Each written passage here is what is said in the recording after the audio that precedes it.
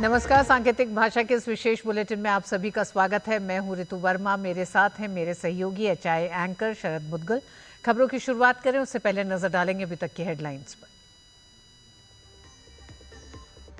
मोदी सरकार को किसानों का एक और तोहफा, कैबिनेट ने प्रधानमंत्री धन धान्य कृषि योजना को दी मंजूरी। 2025-2026 में 100 कम फसल उत्पादक वाले जिलों को किया जाएगा सशक्त।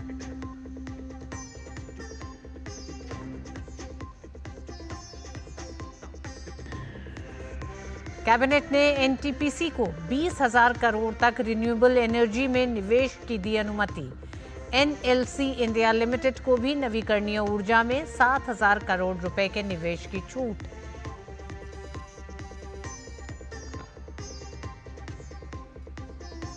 Chief of defence staff general Anil Chauhan ने ऑपरेशन सिंदूर पर जताया गर्व। कहा, पाकिस्तानी ड्रोन और गोला बारूद से भारत को नहीं पहुंचा कोई नुकसान। भारत की काउंटर ड्रोन तकनीक ने दिया मुंहतोड़ जवाब।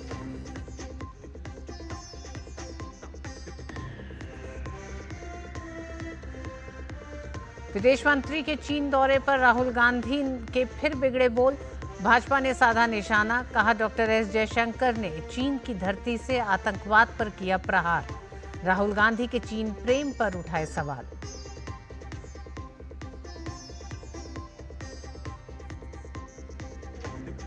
और भारत और इंग्लैंड की महिला क्रिकेट टीम के बीच वनडे सीरीज आज से शुरू। टी20 सीरीज में ऐतिहासिक जीत दर्ज करने के बाद भारतीय टीम की नजर अब वनडे सीरीज जीतने पर।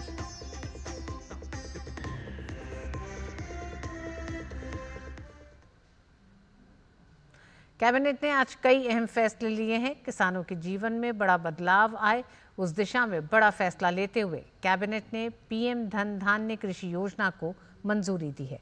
इस योजना के तहत 100 कृषि जिलों को विकसित किया जाएगा। केंद्रीय मंत्री अश्विनी वैष्णव ने कैबिनेट के फैसलों की जानकारी देते हुए बताया कि इन जिलों को 24,000 करोड़ रुपए के जरिए विकसित किया जाएगा। पीएम धन धान्य कृषि योजना से करीब 1 करोड़ 70 लाख किसानों को फायदा होगा। 100 ऐसे जिले देश भर में और हर राज्य से कम एक जिला, 100 ऐसे जिले जिसमें कृषि पर 3 पैमानों पर वो बाकी सब जिलों से पीछे हो, ऐसे 100 जिलों को चयनित करके उसमें एक फोकस्ड वे में 11 मंत्रालयों के 36 स्कीम्स, इन सब को कन्वर्ज करके एक इंटीग्रेटेड वे में कृषि का विकास करें, ये प्रधानमंत्री धन धान्य कृषि योजना का उद्देश्य है। बहुत ही महत्वाकांक्षी, बहुत महत्वपूर्ण, बहुत ही एक गेम चेंजिंग स्कीम ये होने वाली है। राज्यों का सहयोग लिया जाएगा भरपूर इसमें, जिले के लेवल पे, ब्लॉक के लेवल पे और राज्य के लेवल पे गहन कंटिन्यूअस मॉनिटरिंग की जाएगी। कैबिनेट ने एनटीपीसी को 20,000 करोड़ तक रिन्यूएबल एनर्जी में निवेश करने की छूट दी है। नेवली लिग्राइट के लिए हरित ऊर्जा में निवेश की दिशा में अहम फैसला लिया गया। केंद्रीय मंत्री अश्विनी वैष्णव ने जानकारी देते हुए बताया कि 50% पावर जनरेशन कैपेसिटी हरित ऊर्जा से होगी। एनटीपीसी को 20,000 करोड़ रुपए तक का इन्वेस्टमेंट करने की छूट दी गई है। रिन्यूएबल एनर्जी में उनको एम्पावर किया गया है रिन्यूएबल एनर्जी में इन्वेस्टमेंट करने के लिए। एनटीपीसी की जो ग्रीन कैपेसिटी है 6 गीगावाट है अभी, इसको 26 गीगावाट करने का संकल्प इसमें है सम्मिलित, और 2032 तक 60 गीगावाट करने का इसमें टारगेट रखा गया है। और एनटीपीसी की बहुत एफिशिएंटली काम इसमें हो रहा है। कैबिनेट ने एनएलसी इंडिया लिमिटेड को नवरत्न केंद्रीय सार्वजनिक क्षेत्र उद्यमों पर लागू मौजूदा निवेश दिशा निर्देशों से विशेष छूट प्रदान की है। इस फैसले से एनएलसीआईएल अपनी पूर्ण स्वामित्व वाली सहायक company NLC India renewables limited में 7,000 करोड़ रुपए का निवेश कर सकेगी और बदले में एनआईआरएल सीधे या संयुक्त उद्यम बनाकर विभिन्न परियोजनाओं में निवेश कर सकेगी। नेवेली लिग्नाइट कॉर्पोरेशन के लिए 7,000 करोड़ रुपीस का इन्वेस्टमेंट का अप्रूवल किया गया है। और इसमें रीस्ट्रक्चरिंग भी है एक तरीके से कि जो प्रोजेक्ट्स एनएलसी में ऑलरेडी हैं उनको एक सब्सिडरी में ले जाके फिर एक फोकस्ड वे में, जैसा आपने एनटीपीसी के केस में देखा एक फोकस्ड सब्सिडरी है ग्रीन बिजनेस के लिए, वैसे ही एनएलसी नेवली लिग्नाइट कॉर्पोरेशन के लिए भी एक फोकस्ड सब्सिडरी बने और 10 गीगावाट एनर्जी का इसमें टारगेट रखा गया है। कैबिनेट में ग्रुप कैप्टन शुभांशु शुक्ला की अंतरिक्ष स्पेस स्टेशन से सकुशल वापसी पर प्रस्ताव पारित किया है। अश्विनी वैष्णव ने बताया कि यह भारत की बढ़ती लीडरशिप भूमिका को दिखाता है। सरकारी स्पेस सेक्टर में जो सुधार किए हैं उससे भारत की स्पेस इकोनॉमी को भी अभूतपूर्व गति मिली है। इस सेक्टर में करीब 300 नए स्टार्टअप्स उभरे हैं। इससे बड़े पैमाने पर रोजगार का सृजन हुआ है। साथ ही इनोवेशन और यूनिवर्सिटी और टेक्नोलॉजी जीवन डेवलपमेंट का नया सिस्टम तैयार हुआ है। यूनियन कैबिनेट ने हमारे स्पेस के बहुत बड़े अचीवमेंट पर एक प्रस्ताव पारित किया है। आईएसएस से ग्रुप कैप्टन शुभांशु शुक्ला की वापसी पर मंत्रिमंडल ने एक बड़ा संकल्प पारित किया है। 15 जुलाई को भारत की अनंत आकांक्षाओं का प्रतिनिधित्व करते हुए ग्रुप कैप्टन शुभांशु शुक्ला अंतरिक्ष यात्रा से सकुशल धरती पर लौटे हैं। ये समूचे देश के लिए गर्व, गौरव और उल्लास का अवसर है। सरकार ने स्पेस सेक्टर में जो सुधार किए हैं उससे भारत की स्पेस इकोनॉमी को भी अभूतपूर्व गति मिली है। इस सेक्टर में करीब 300 नए स्टार्टअप्स उभरे हैं। इससे बड़े पैमाने पर रोजगार का सृजन हुआ है। साथ ही इनोवेशन, एंटरप्रेन्योरशिप और टेक्नोलॉजी ड्रिवन डेवलपमेंट का नया इकोसिस्टम तैयार हुआ है। संसद के मॉनसून सत्र से पहले सरकार ने सर्वदलीय बैठक बुलाई है। 20 जुलाई को होने वाली सर्वदलीय बैठक में सभी राजनीतिक दलों के नेता शामिल होंगे। बैठक के एक दिन बाद 21 जुलाई से संसद का मॉनसून सत्र शुरू होगा। 18वीं लोकसभा का ये 5वां सत्र 21 अगस्त तक चलेगा।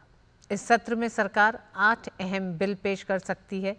इनमें मणिपुर की जीएसटी व्यवस्था में आवश्यक संशोधनों के अलावा जन विश्वास बिल और नेशनल स्पोर्ट्स गवर्नेंस बिल भी शामिल हो सकता है। कांग्रेस नेता राहुल गांधी के बयान पर भाजपा के राष्ट्रीय महासचिव तरुण चुग ने कहा है, राहुल गांधी देश की छवि बिगाड़ने, सेना का मनोबल गिराने और भारत की विदेश नीति को कमतर दिखाने में लगे हैं। देश समझ चुका है कि राहुल गांधी का चीन के साथ पुराना प्रेम है।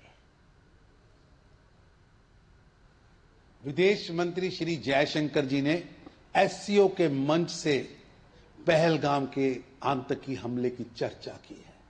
भारत के आतंक के समूल नाश पर चर्चा की है। राहुल गांधी जी खुद तो आप चीन के राजदूत से छुप छुप कर मुलाकातें करते हैं, चीन से गुप्त एमओयू साइन करते हैं, चाइना से पैसा लेते हैं। वही अब आप हमें विदेश नीति पर भाषण भी दे रहे हैं। ये बेशर्मी नहीं तो और क्या है। राहुल गांधी की पूरी राजनीति देश की छवि बिगाड़ने, सेना का मनोबल गिराने और भारत की विदेश नीति को कमतर दिखाने में लगी है। लेकिन देश समझ चुका है कि ये चीन का राहुल गांधी के साथ प्रेम पुराना है, ये रोग बहुत पुराना है। भाजपा के राष्ट्रीय प्रवक्ता अजय आलोक ने एक बार फिर से राहुल गांधी के देश विरोधी बयान का कड़े शब्दों में खंडन किया है।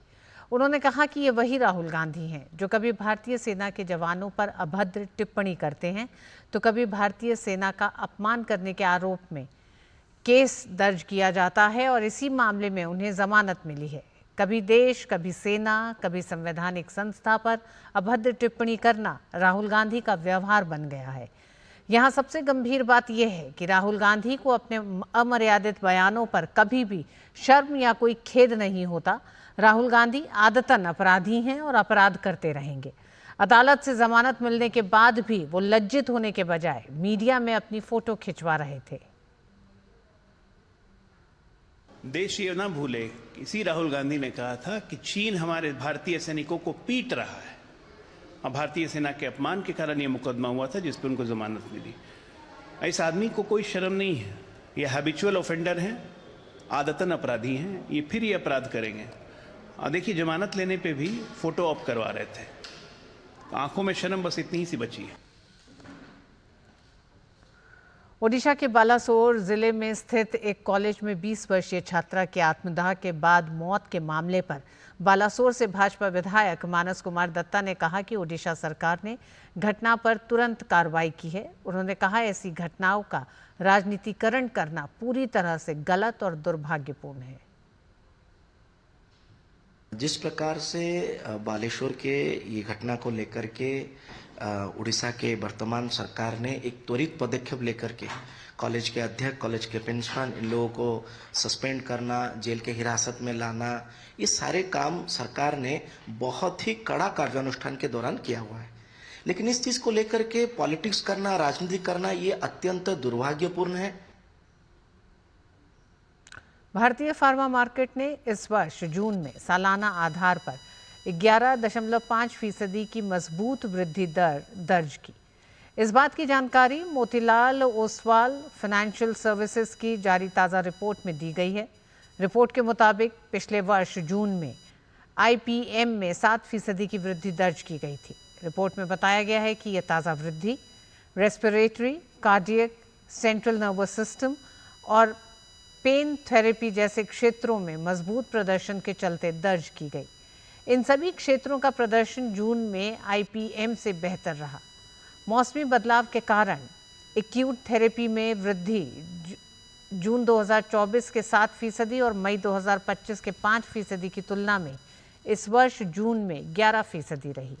वहीं जून में एंटी इन्फेक्टिव दवाओं की वार्षिक वृद्धि दर में पिछले महीने की तुलना में महत्वपूर्ण सुधार हुआ। रिपोर्ट में बताया गया है कि पिछले 12 महीनों में IPM की वृद्धि में 4.2% मूल्य वृद्धि, उसके बाद 2.3% नए लॉन्च वृद्धि और 1.5% मात्रा वृद्धि का योगदान रहा। इसके अलावा इंडस्ट्री ने मूविंग एनुअल टर्नओवर के आधार पर वार्षिक वृद्धि दर 8% दर्ज की। क्रॉनिक थेरेपी में वार्षिक वृद्धि दर 10% रही, जबकि एक्यूट थेरेपी में वार्षिक वृद्धि दर 6.8% रही। कार्डियक थेरेपी में वार्षिक वृद्धि दर 11.8% सबसे अधिक रही। उसके बाद CNS की वृद्धि दर 9.1% और डर्मल थेरेपी की वृद्धि दर 8.6% रही। इसके अलावा रिपोर्ट में ये भी बताया गया है कि जून में घरेलू कंपनियों ने बहुराष्ट्रीय दवा कंपनियों से बेहतर प्रदर्शन किया। Global real estate service company JLL द्वारा जारी ताज़ा रिपोर्ट के मुताबिक भारत में ग्रीन वेयरहाउसिंग सेक्टर में तेजी से वृद्धि होने की संभावना है, जिसमें सर्टिफाइड वेयरहाउस स्पेस 2030 तक वर्तमान स्तर से 4 गुना बढ़कर करीब 27 करोड़ वर्ग फुट होने की उम्मीद है। रिपोर्ट में कहा गया है कि 2019 से भारत के प्रमुख शहरों में ग्रेड A वेयरहाउसिंग स्टॉक बढ़ रहा है, जो 8.8 करोड़ वर्ग फुट से 2.5 गुना बढ़कर 2024 तक 23.8 करोड़ वर्ग फुट हो गया है। इससे पता चलता है कि देश में उच्च गुणवत्ता वाले भंडारण और वितरण सुविधाओं की मांग बढ़ रही है और ई-कॉमर्स का तेजी से विस्तार हो रहा है। रिपोर्ट के मुताबिक संस्थागत ग्रेड वेयरहाउसिंग स्पेस में भी तेजी से वृद्धि हुई है, जो 2019 में 28 मिलियन वर्ग फुट से 3 गुना बढ़कर 2024 के अंत तक 90 बिलियन वर्ग फुट हो गया है। रिपोर्ट में बताया गया है कि संस्थागत ग्रेड ए सप्लाई के 90 मिलियन वर्ग फुट में से करीब 72% ग्रीन सर्टिफाइड है या वर्तमान में ग्रीन सर्टिफिकेशन के विभिन्न चरणों में है। JLL के विश्लेषण से पता चलता है कि ऑक्यूपायर ऊर्जा खपत में 30 से 40% की बचत और अपशिष्ट हरित सामग्री के पुनर्चक्रण के अलावा पानी की बचत पर ध्यान केंद्रित कर रहे हैं। रिपोर्ट में आगे कहा गया है कि रिसर्च में मौजूदा non green compliant grade A stock के पुनर्निर्माण और इन परिसंपत्तियों को भविष्य के लिए सुरक्षित बनाने के लिए ग्रीन वेयरहाउस की फंडिंग के अवसरों की भी महत्वपूर्ण संभावनाएं सामने आई हैं। और बुलेटिन में वक्त एक छोटे से ब्रेक का। सुनो, एक अच्छी इंश्योरेंस पॉलिसी एआई से पूछते हैं। एक ऐसी पॉलिसी जिसमें प्रीमियम पेमेंट हो लिमिटेड पर इनकम आती रहे लाइफ टाइम। LIC का जीवन उत्सव। एक ऐसी पॉलिसी जो दे होल लाइफ इंश्योरेंस कवर भी। LIC का जीवन उत्सव। वाओ, चलो तो LIC की जीवन उत्सव पॉलिसी ही लेते हैं। मैं भी तुमसे यही कह रही थी, LIC का जीवन उत्सव। लाइफ टाइम सेलिब्रेशन मनाइए LIC के जीवन उत्सव के साथ, फ्यूचर सेट है। जब धरती चीर कर निकलता है लोहे का पत्थर और मिलता है मोंगिया के जोश से, फिर तपता है, पिघलता है और बनता है फौलाद। अब होता है सरिया सारी खूबियों के साथ। मोंगिया स्टील, मजबूत देश का मजबूत सरिया। मध्य प्रदेश के मुख्यमंत्री डॉक्टर मोहन यादव अपने स्पेन दौरे पर हैं। उन्होंने मीडिया से बातचीत के दौरान कहा कि आज जब मैं स्पेन आया हूं तो स्पेन में युवा वर्ग के खिलाड़ियों के लिए, खासकर बदलते दौर में प्रधानमंत्री नरेंद्र मोदी ने जिस ढंग से खिलाड़ियों के लिए सुविधा जुटाने के साथ साथ अंतर्राष्ट्रीय स्तर के खिलाड़ी हमारे यहाँ तैयार हों, चाहे वो ओलंपिक हो या कोई और टूर्नामेंट हो, हमारी प्रतिभाओं को पर्याप्त अवसर मिले, खेल के अवसर मिले। आज स्पेन दौरे में मैं ला लीगा कार्यालय आया हूं, जहां विभिन्न देशों के खिलाड़ी खेलते हैं और युवा प्रतिभाओं को अच्छा प्रशिक्षण और सुविधाएं प्रदान करना है। साथ ही उन्होंने बताया कि ला लीगा फुटबॉल को बढ़ावा देने में बहुत बड़ी भूमिका निभा रहा है। भारत सरकार और हमारे राज्य मध्य प्रदेश के साथ एक समझौता ज्ञापन पर हस्ताक्षर किए हैं। मध्य प्रदेश सरकार फुटबॉल खेलने में रुचि रखने वाले युवाओं को सर्वोत्तम सुविधाएं प्रदान करने के लिए प्रतिबद्ध है, ताकि वे खेलों में देश का नाम रोशन कर सकें। स्पेन में युवा वर्ग के खिलाड़ियों के लिए, खास करके बदलते दौर में माननीय प्रधानमंत्री श्रीमान नरेंद्र मोदी जी ने जिस ढंग से खिलाड़ियों के लिए सुविधा जुटाने के साथ साथ अंतर्राष्ट्रीय स्तर के खिलाड़ी हमारे यहाँ तैयार हो, एशियाड हो, ओलंपिक हो या और कोई टूर्नामेंट हो, हमारी प्रतिभाओं को पर्याप्त मौका मिले, खेल के अवसर मिले, इसलिए उन्नत खेल के देशों के साथ में भी अच्छे क्लबों से संपर्क हो और वो सब चीज़ें हमारे यहाँ भी आए।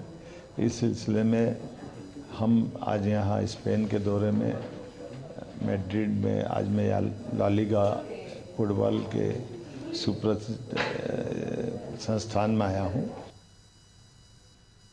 विशाखापट्टनम में 2 दिवसीय बिम्स्टेक बंदरगाह सम्मेलन हुआ। विदेश मंत्रालय के प्रवक्ता रणधीर जायसवाल ने सोशल मीडिया एक्स पर इसकी जानकारी दी। उन्होंने लिखा कि भारत ने विशाखापट्टनम में भविष्य की दिशा, नीली अर्थव्यवस्था, नवाचार और सतत भागीदारी विषय पर आधारित दूसरे बिम्स्टेक बंदरगाह सम्मेलन की मेज़बानी की। ये भारत की पड़ोस प्रथम नीति के अनुरूप उठाया गया कदम है। इस सम्मेलन में बिम्स्टेक सदस्य देशों के प्रतिनिधिमंडलों ने भाग लिया, जिनमें अधिकारी, समुद्री विशेषज्ञ, बंदरगाह प्राधिकरण, निजी क्षेत्र के अग्रणी लोग और क्षेत्रीय विकास भागीदार शामिल हुए। विभिन्न मुद्दों पर चर्चा हुई। सीमा शुल्क प्रक्रियाओं में सामंजस्य स्थापित करना और व्यापार, पर्यटन, डिजिटल एकीकरण, उद्योग, एकेडमिक संबंध, हरित नौवहन आदि को बढ़ावा देने के लिए रसद संपर्कों को बढ़ाना। ये पहल बंगाल की खाड़ी क्षेत्र में समुद्री सहयोग को और मजबूत करेगी। CBSE ने सभी संबद्ध स्कूलों के प्रधानाचार्यों को पत्र लिखकर स्कूलों में शुगर बोर्ड की तर्ज पर ऑयल बोर्ड लगाने के निर्देश दिए हैं, ताकि छात्रों को तेल के अत्यधिक उपयोग के दुष्प्रभावों के बारे में जागरूक कर उनमें स्वस्थ जीवन शैली को बढ़ावा दिया जा सके। वयस्कों के साथ साथ बच्चों में मोटापे के मामलों में वृद्धि के मद्देनज़र CBI ने ये सर्कुलर जारी किया है। CBSE ने स्कूलों से कहा है कि वे अपने कैफेटेरिया, लॉबी, मीटिंग कक्ष और अन्य सार्वजनिक स्थलों पर ऑयल बोर्ड को डिस्प्ले करें। इसके अलावा स्कूलों के सभी आधिकारिक स्टेशनरी पर स्वास्थ्य से जुड़े संदेश प्रिंट करने और स्कूलों में स्वास्थ्यप्रद भोजन और शारीरिक गतिविधियों को बढ़ावा देने के निर्देश भी CBSE ने सभी स्कूलों को दिए हैं। झारखंड के बोकारो में बुधवार सुबह पुलिस और CRPF की नक्सलियों के साथ मुठभेड़ हुई। नक्सल प्रभावित लुगु पहाड़ के तलहटी स्थित काशीटांड जंगल में हुई इस मुठभेड़ में 5 लाख का इनामी कुंवर माझी सहित 2 नक्सली मारे गए। वहीं मुठभेड़ में घायल एक जवान को भी जान गंवानी पड़ी। गोमिया थाना में एक जगह है बिरहोर डेरा जंगल, वहां पे सुबह 6 बजे सीआरपीएफ की कोबरा 209 बटालियन प्लस हमारे जिला पुलिस के जवानों के द्वारा स्पेसिफिक इनपुट के आधार पे वहां पे घेराबंदी की गई थी, जिसपे नक्सलियों के द्वारा फायर किया गया, जिसमें हमारा एक जवान शहीद हुआ है और एक नक्सली जिसका नाम है कुंवर माझी, जो कि सब जोनल कमांडर था, 5 लाख का इनामी था, वो मारा गया। प्लस एक AK-47 राइफल भी बरामद हुई है। देश के युवाओं को नशे से बचाने और उनको इसकी गिरफ्त से बाहर निकालने के मकसद के साथ केंद्रीय युवा कार्यक्रम और खेल मंत्रालय ने एक बड़ी मुहिम शुरू की है। मुहिम की शुरुआत में वाराणसी में 19 और 20 जुलाई को युवाओं के लिए नशा मुक्त अभियान शुरू किया जा रहा है। खेल एवं युवा मामले की राज्य मंत्री रक्षा खड़से ने बताया कि इस अभियान के तहत युवाओं को आध्यात्म से जोड़कर नशे से मुक्ति के लिए प्रेरित किया जाएगा। देश में जो एडिक्शन अभी युवाओं में बढ़ता जा रहा है, उसे कम करने के लिए अवेयरनेस प्रोग्राम हमारे आध्यात्मिक संस्थाओं के माध्यम से पूरे देश में ज़्यादा से ज़्यादा चले, क्योंकि ये आने वाले दिनों में देश की बहुत बड़ी समस्या बन चुकी है और बन भी रही है। तो उसे हम कैसे रोक सकते हैं, इसलिए भारत सरकार का प्रयास है कि सभी आध्यात्मिक संस्थाओं को, सभी धर्म के लोगों को जोड़ के हम इस मिशन को हम कैसे आगे बढ़ा सकते हैं। इसलिए ये कार्यक्रम 2 दिन का हमने हमारे युवा मंत्रालय के माध्यम से यहाँ पे आयोजित किया हुआ। श्रावण माह के पावन महीने में श्रद्धालुओं में भरपूर उत्साह देखने को मिल रहा है। देवभूमि हरिद्वार में पवित्र गंगा जल भरने के लिए हर की पौड़ी पर शिव भक्तों की भारी भीड़ उमड़ रही है। पूरे शहर में शिव भक्ति की लहर दौड़ गई है, जिससे संपूर्ण वातावरण भी आध्यात्मिक हो गया है। प्रयागराज में गंगा और यमुना नदियों का जलस्तर तेजी से बढ़ रहा है, जिससे संगम क्षेत्र जलमग्न हो गया है। बढ़ते जलस्तर के कारण निचले इलाकों में बाढ़ का खतरा मंडरा रहा है और लोग सुरक्षित स्थानों की ओर पलायन कर रहे हैं। जिला प्रशासन अलर्ट पर है और बाढ़ से निपटने के लिए आवश्यक कदम उठाए जा रहे हैं। तीर्थराज प्रयागराज में लेटे हुए हनुमान जी की मूर्ति है। ये माना जाता है कि जिस वर्ष माँ गंगा लेटे हनुमान जी को नहलाती हैं, उस वर्ष पूरे प्रदेश और देश में शांति और सद्भाव हमेशा बना रहता है।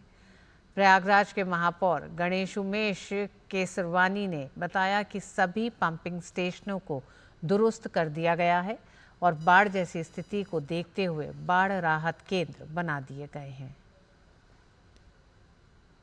देश के लिए तो ये बाढ़ होता है, लेकिन प्रयागराज के जीवन के लिए बहुत ही आनंद का विषय होता है। जब हनुमान जी महाराज गंगा जी उनको स्नान कराती हैं तो पूरा प्रयागराज हर्षित होता है, उत्साहित होता है और इस अद्भुत मिलन से एक सकारात्मक ऊर्जा का संचार होता है। जहाँ तक बाढ़ की बात है तो नगर निगम प्रयागराज और बड़ा जिला प्रशासन हम सब लोगों ने मिलकर के व्यापक उसकी व्यवस्थाएं की है। पहले से ही जितने भी पंपिंग स्टेशन हैं उन सब की हम लोगों ने निरीक्षण किया, तैयारियाँ कराएँ, सब चालू हालत में है, लगातार चल रहे हैं। साथ ही साथ जो बाढ़ वाले क्षेत्र हैं उनको चिन्हित किया जा चुका है। बाढ़ राहत शिविर जिन विद्यालयों मंदिर उनको भी चिन्हित किया जा चुका है। कैसे उनकी खाद्य सामग्री की व्यवस्था होगी, दवा की होगी, दूध की होगी, पानी की होगी, सारी व्यवस्थाओं को लोगों ने पहले से ही सुनिश्चित कर दिया गया है। भारत और इंग्लैंड की महिला क्रिकेट टीमों के बीच वनडे सीरीज आज से शुरू होगी। सीरीज का पहला मैच साउथहैम्पटन में खेला जाएगा।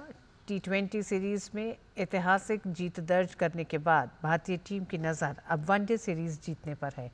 इससे पहले खेली गई 5 मैच की T20 सीरीज को भारतीय टीम ने 3-2 से अपने नाम किया था। और इस विशेष बुलेटिन में बस इतना ही। मुझे और शरद को दीजिए अनुमति। नमस्कार।